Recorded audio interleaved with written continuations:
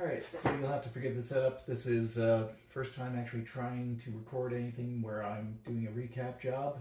In this case we have a PowerMac 8100. I believe this is the 100 megahertz version that is currently operating, and to prove that we'll actually turn it on.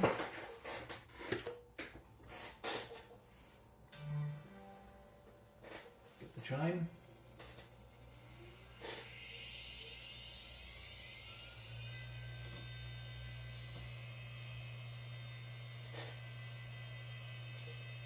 Screen powered on. Mouse cursor, just waiting for the little floppy disk icon. There we go. So this board currently works, but of course we all know the caps on these are in a poor state, so I'm going to replace them today with tantalum capacitors.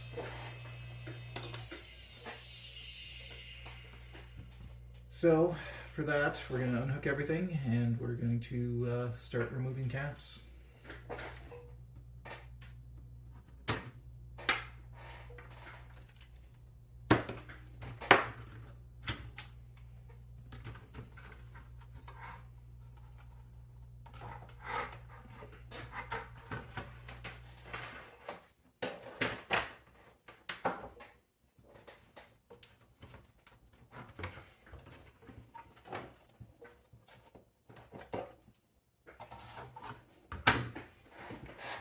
So this machine here is another working 8100, but this is the only power supply I have, and it's courtesy of my friend Craig, who lent it to me. This way we can test to make sure everything works after a recap job.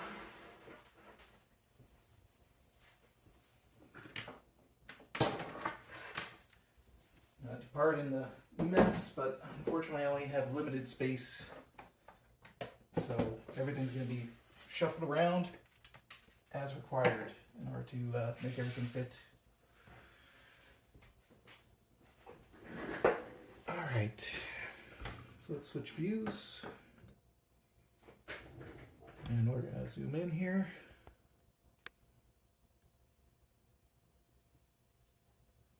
Okay. So one of the things I like about this board is there's really only one capacitor type to change. And if we can focus in on it here,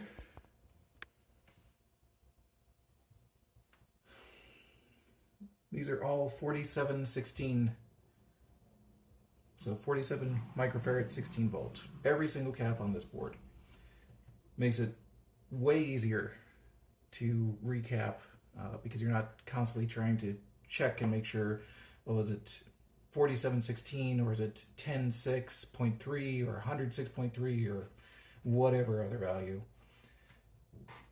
The way I like to start is basically pick a spot and tape it off with Kapton tape.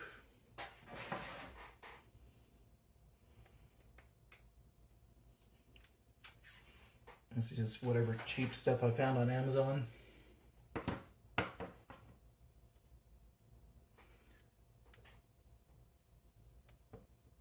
Now, like I said, you'll have to forgive the setup. This is basically temporary, trying to figure out what does and doesn't work. I'm going to start hopefully streaming all this in the near future. Yeah, let's start over here.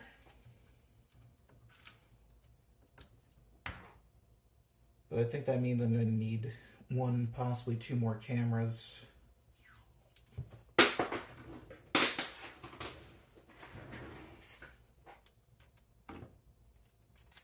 Probably a microphone would be a good idea. I'm using my DroidCam app at the moment. Which means if I get too far away from the camera, you basically can't hear me.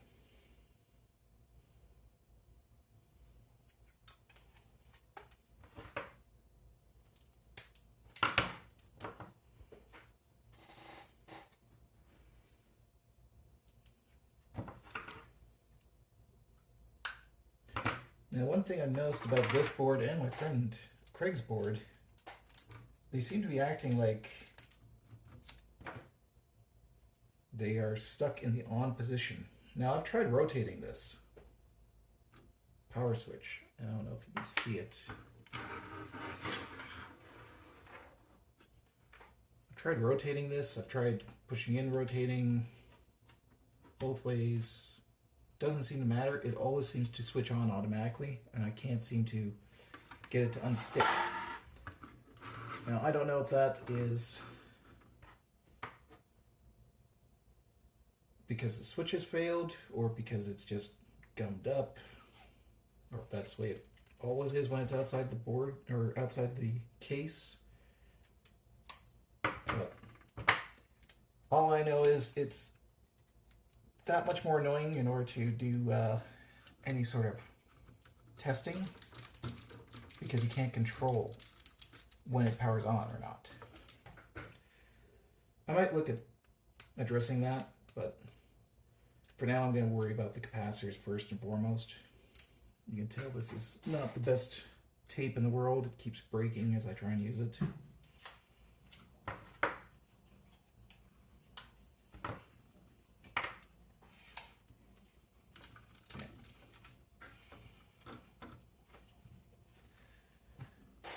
Probably got a bit nuts here, but I want to make sure that I'm not damaging this board. We're trying to resell this. This was part of a lot we got from a Japanese auction site, Buyee, Japan, which I guess isn't so much an auction site as an intermediary between English-speaking people and, in this case, I think it was Yahoo Auctions Japan. So we picked up, I think it was 7 boards in total. Including a 575, which worked right out of the box, which was awesome. And we're just slowly going through, recapping them, cleaning them, getting them ready for sale. So hopefully this one will be listed very soon once I've recapped it and retested it and make sure that everything works. Now, along with the Kapton tape, I tend to try and use little pieces of metal, heat sinks, whatever I have on hand, to kind of cover up any plastic pieces or anything that might potentially not react well to heat. So I've got basically these little pieces out of like PCs or old Super Nintendos, whatever I had lying around, essentially. Now that's going to cover your view, but I need to cover my bits and pieces here too. So let's see if we can do this a little bit better. Let's try that. And get back into...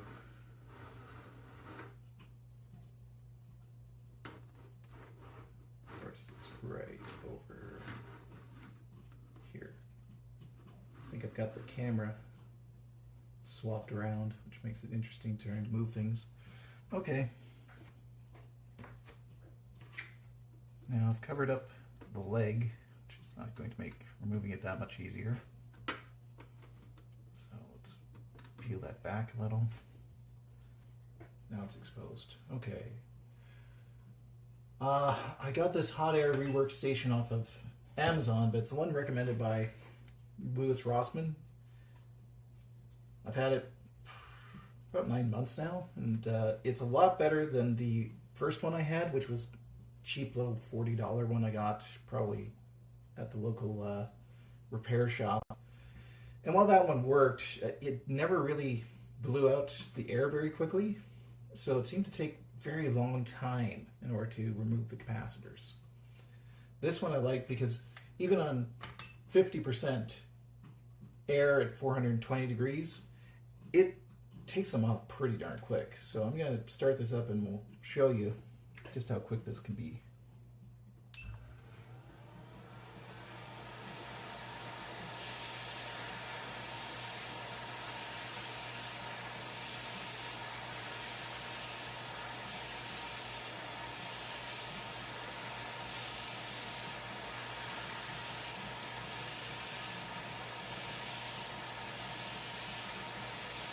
I bet you this one's going to explode.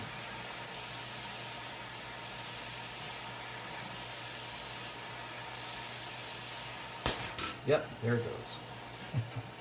Even when I know it's gonna happen, it's still manages to make me jump a little.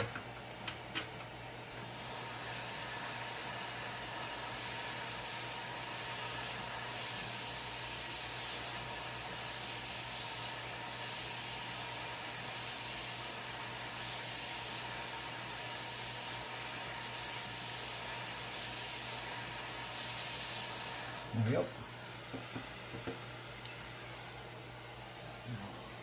Back up for a second.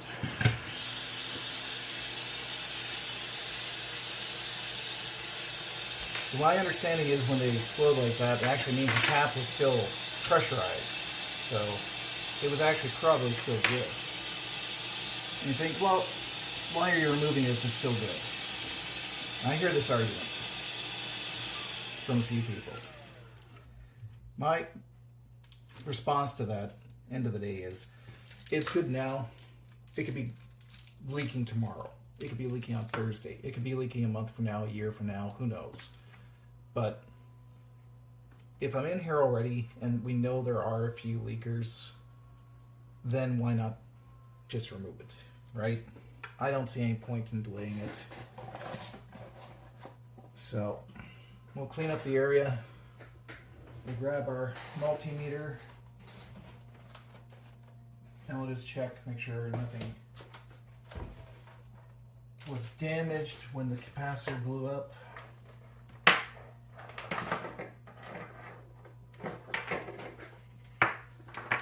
Doesn't usually.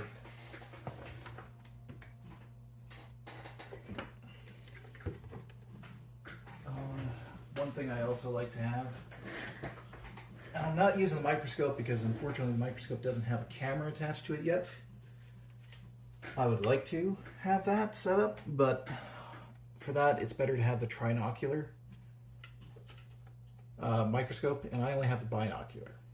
So maybe eventually I'll upgrade to the trinocular, but for now it is what it is. I've got the overhead cam. It gets in pretty close. So we'll try this out for a bit and see how it goes. So I'm just going to clean this up with rubbing alcohol. Got 99% rubbing alcohol.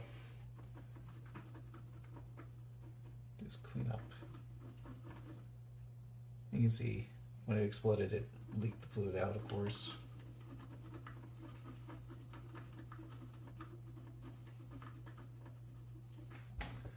Let's do a quick inspection. There are a few surface mount capacitors and resistors in this area. Nothing got blown off. It's one of the reasons I like to use the Kapton tape, is that when you have small components in that area, even if you are using these little heat sinks, they can, if you have a air set too high especially, be blown off. And the Kapton tape usually keeps them, if not in place, at least stuck to the tape. So if something did come off the board, I could stick it back down. And I know pretty much exactly where it was because it's in the Kapton tape. So let's grab our braid here. And we'll just give this a quick cleaning to remove the excess solder.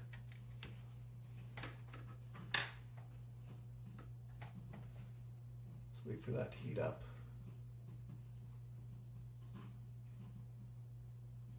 There we go. And I tend to run this around 380, 400 at the most.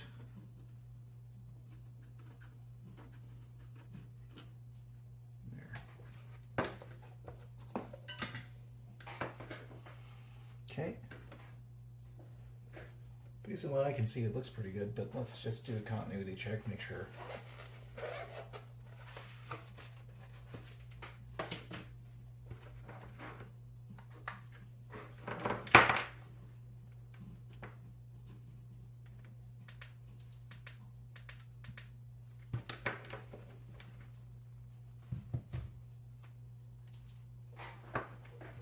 Okay, so we've got pad here, going to this via, still connected, this pad here, to this via. Still connected. So no problem there. Now because these are all 4716s, I'm not even going to bother putting the cap on right now. I'm just going to go ahead and remove the next one.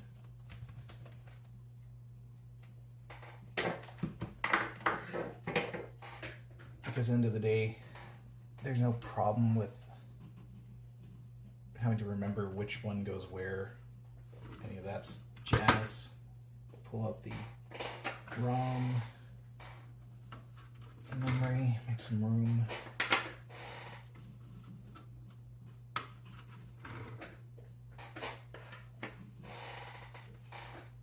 I'm sure I'm making people cringe that have been doing this for longer than I have, but this is the way I do it today. It will probably change in the future.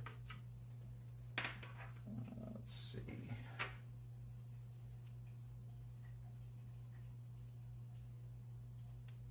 So one that will fit in here. Let's try this one.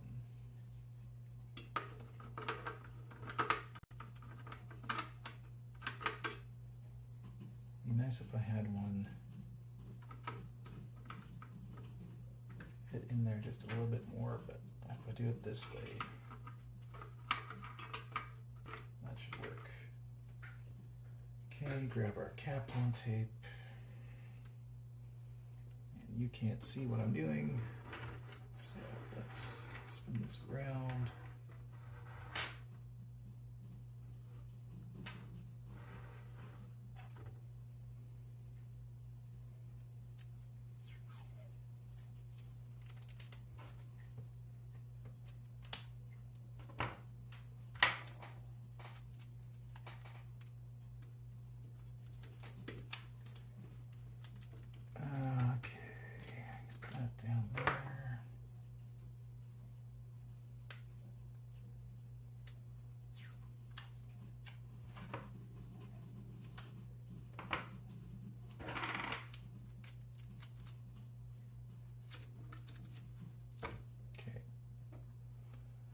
So let's grab our hot air again. I try my best not to melt the plastics. I'm still fairly new at this, so it does happen, but I do try my best to avoid it.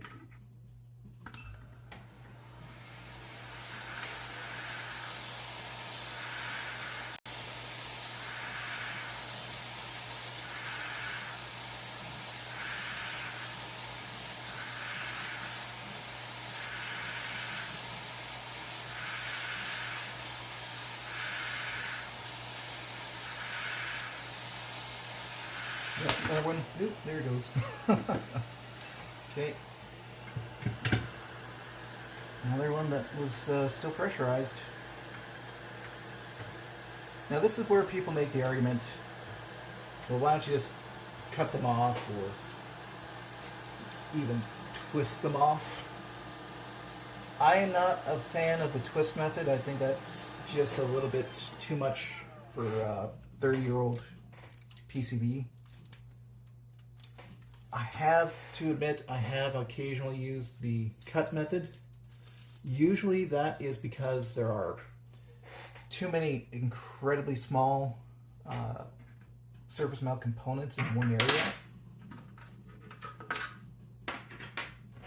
But that didn't turn out too bad. Definitely needs cleaning. I don't tend to resort to that right away. It's really just a matter of, can I get in there with the hot air safely or not? If I can't, then I will take something like these cutters and just go in there and essentially, if I can grab like a capacitor here, let's see if we can get it to focus. I don't think it's going to focus, but essentially you just try and get in on the indents, because these have indents on either side, and I will squeeze it. I'll try and put some pressure on the top so it's not moving things around too much, and you just pop the head off essentially. that has worked for me. I haven't had too many issues, but all the boards I've tried with that have so far been probably late 90s. I'm not sure if I would want to do that for anything from the 80s that may have been corroding for longer. I'll just clean up this.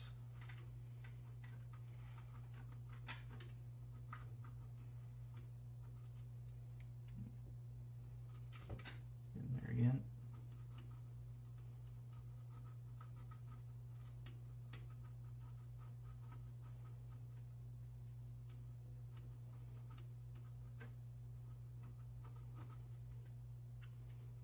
Now, I have been averaging about an hour or so per board to recap them, even ones with a fair number of caps.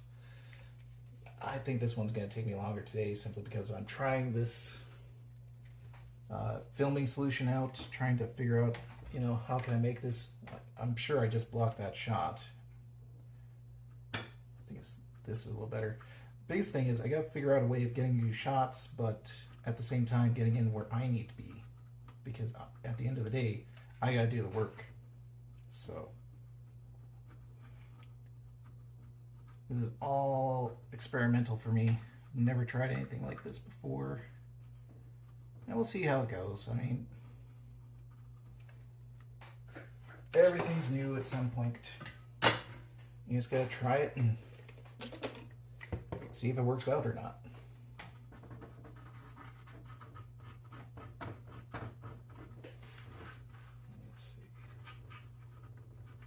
Really weird is trying to do this on camera where I can actually film it. Not used to that. I'm used to just moving wherever I like. I can see why for delicate work people like Mac84 and Bruce, well, I should say Steve and Bruce from Frank's Creations end up doing it off camera, because this is already proving to me it's a bit difficult to be able to get in where you need to go and make it interesting for people to watch. Okay, let's just check. So we've got this guy right here. Yep. And his friend. Yep. It's no problems there. Okay, let's get the next guy.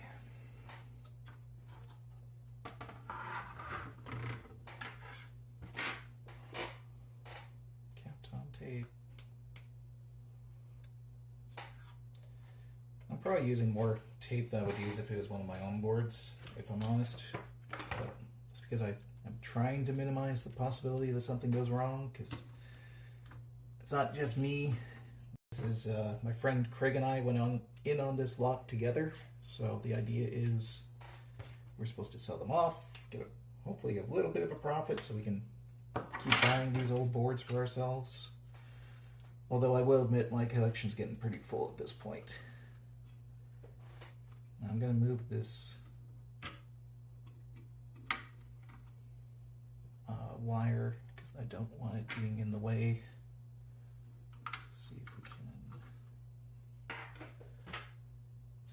Do bend something, put it around here. That might work.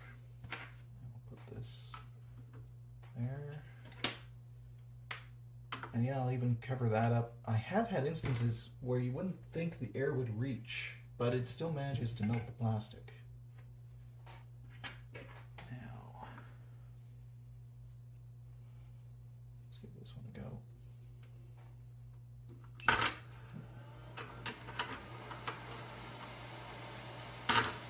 And this happens all the time. Because they're not purpose-built. Let's turn that off. It's, can I make it work more than anything? And I might have to give up on this. It might not work. Okay. Try that again.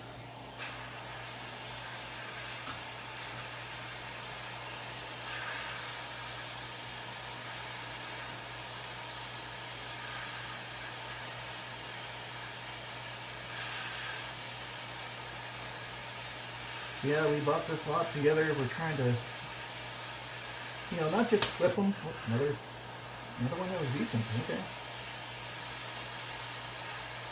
There we go. We're trying to add some value, so we're going in and we're making sure they work first and foremost, but we're making sure we clean them up, recap, and just make sure that they're gonna live. It's still hot. Because end of the day, I mean, these things were tens of thousands of dollars in today's money in some cases. Maxed out. So, I mean, I think that's worth preserving just to show what we used to have, where we came from when it comes to computing.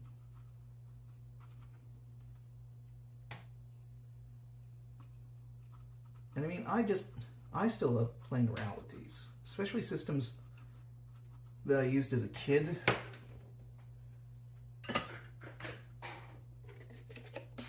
Like, we didn't have Macs at home, we had Commodore at home.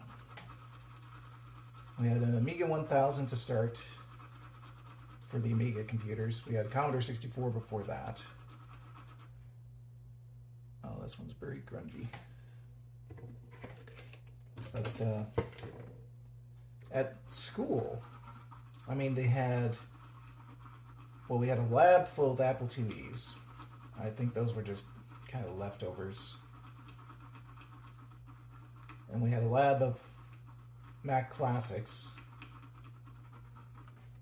Our teacher had a SE30, so we always wondered why her computer managed to do all the stuff we were being told to do so much faster than the rest of us. And then the library was where we had, I think it was a Performer 550 with CD-ROM. And of course, that was the first time I ever got to use a CD-ROM. We did not have CD-ROMs at home until probably 1997, I think. It took a while before we took the plunge and moved over to PCs after Commodore's demise. So my dad was still using our Amiga 2000 well into the late 90s. He had a 286 bridge board on that, so that let him do some stuff for work, but okay, that one is off. Any case, so working on these and using them brings back a lot of good memories for me. I think it's just kind of cool to see what you can do to these machines nowadays. I mean, the Blue SCSI innovation alone is just amazing. All the things that you can do, add Wi-Fi to it, make quote-unquote pretend CD-ROM drives, have multiple, hard disks, all that stuff. And I would love to be able to start doing projects like that, but I'm well out of my scope for those at this point. Maybe as I learn, maybe there'll be something I'll try in the future. But right now, this is probably the extent of what I can do is, some basic repairs, diagnostics. I can recap fairly successfully. I mean, I've done all my machines on the Macintosh side. I haven't really had to do much for the Commodores. The Commodores in general just seem to be a little bit less likely to leak. Probably because they're more through-hole than they are surface mount. Although I will say I did change out my CD32 because the capacitors on there were starting to look a little suspect.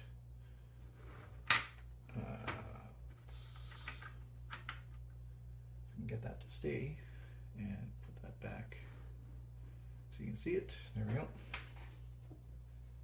So I've been pretty successful with this. I think I've only had one board, I think it was a 550, where I made the situation worse rather than better. I am hoping to get back to that board. I had basically set it aside. It was booting up. It was going into the operating system before the recap. After the recap, for whatever reason, it stopped doing that. Now, I checked every single trace. I checked every pad. I checked anything close to where I'd been using the hot air. I cannot find any damage or anything missing, so I'm not sure why that one stopped working after I recapped it, but I will get back to it. I will do some diagnostics on it and figure it out, because that's one of the things I do want to learn more about, is the diagnostic portion.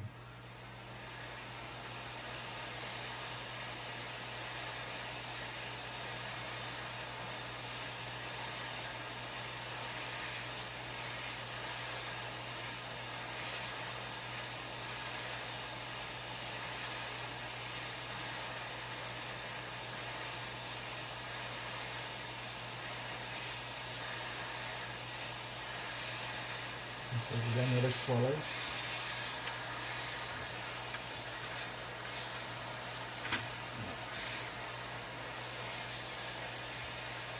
Nope, that one did not explode.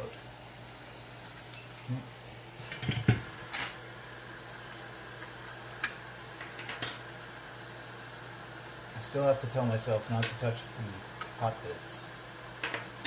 You think that after almost a year doing this, I would know better, but it's still one of those things you have to remind yourself to do.